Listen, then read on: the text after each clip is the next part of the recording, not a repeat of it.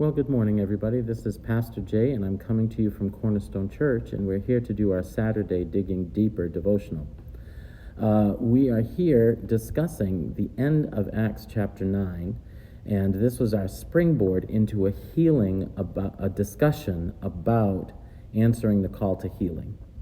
And Acts chapter 9, starting verse 32, of course, deals with the healing of Aeneas and also the resurrection of Dorcas.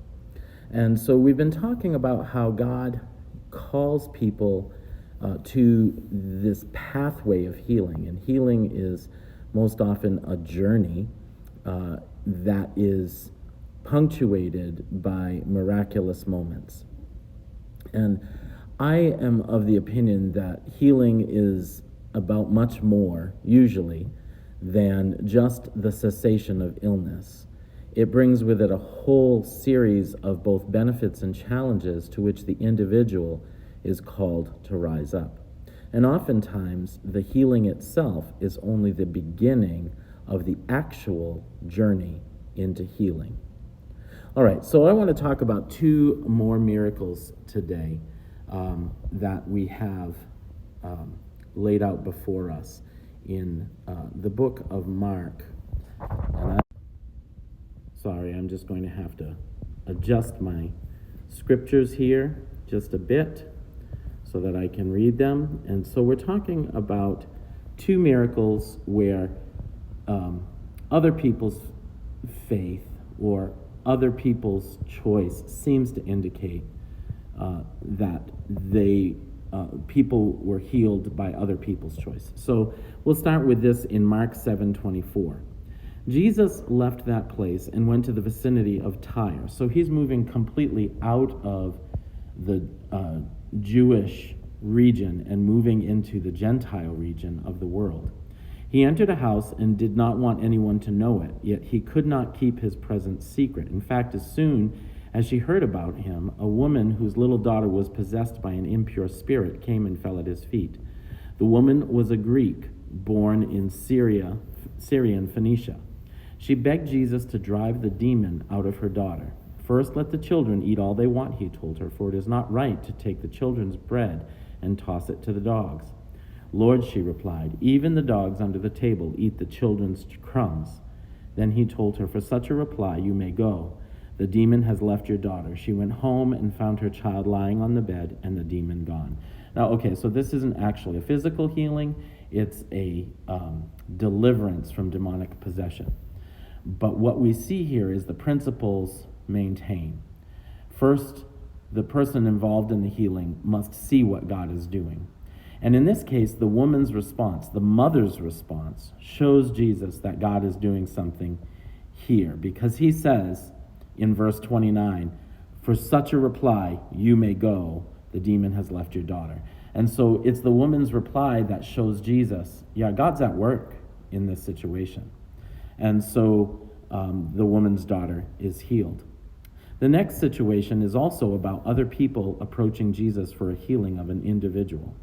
Then Jesus left the vicinity of Tyre and went through Sidon down to the Sea of Galilee and into the region of the Decapolis, or the 10 cities.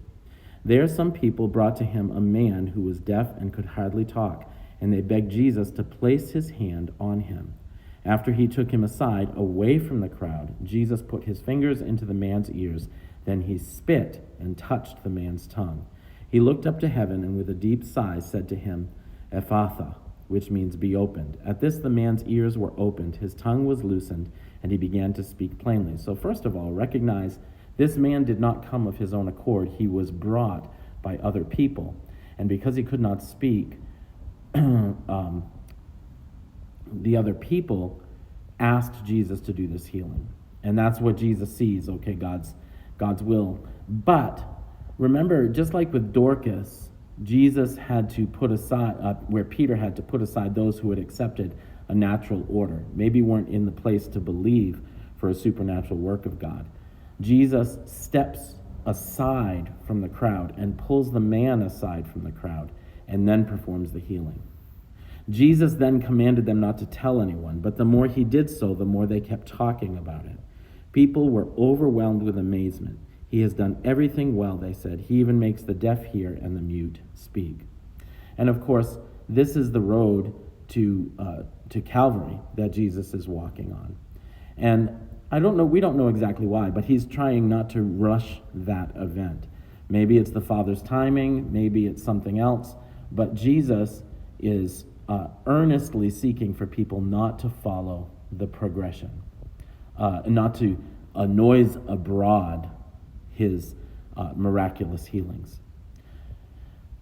But healing always creates a harvest. And in this case, the harvest was partially Jesus' fame, which is moving forward God's kingdom plans towards the crucifixion and the resurrection. And so there's always a harvest, and discipleship must always, always, always come as a result of this. Jesus is not only gathering healings to his reputation and fame to his reputation, he's gathering a following of people.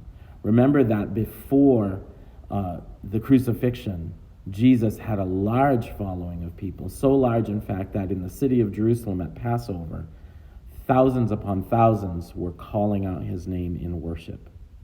And so there is always a gathering of a harvest.